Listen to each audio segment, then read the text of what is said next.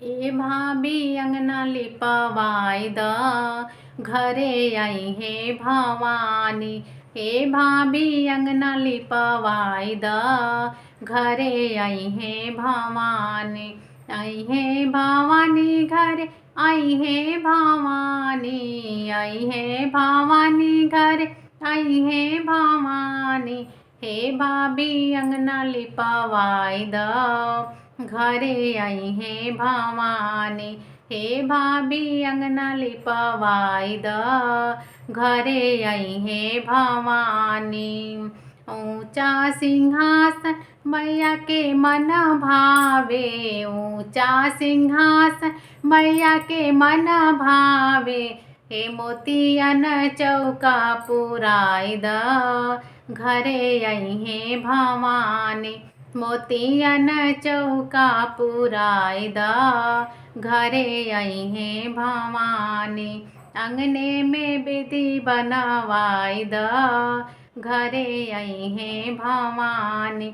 हे भाभी अंगना लिपवाई द घरे आई है भवानी। हे भाभी अंगना लिपवाई द घरे आई है भवानी।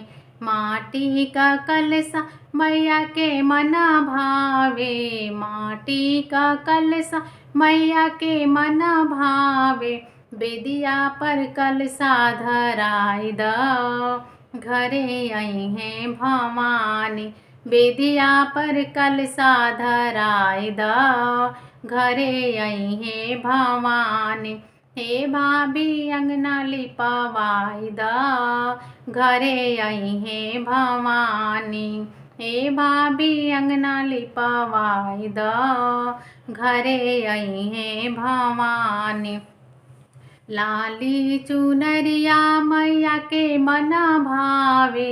लाली चुनरिया मैया के मन भावे। कलसा पर चुनरी ओढ़ाई द घरे आई है भवानी। कलसा पे चुनरी ओढ़ाई द घरे आई है भवानी। हे भाभी अंगना लिपाई द घरे आई है भवानी। अड़हुल के फुलवा मैया के मन भावे।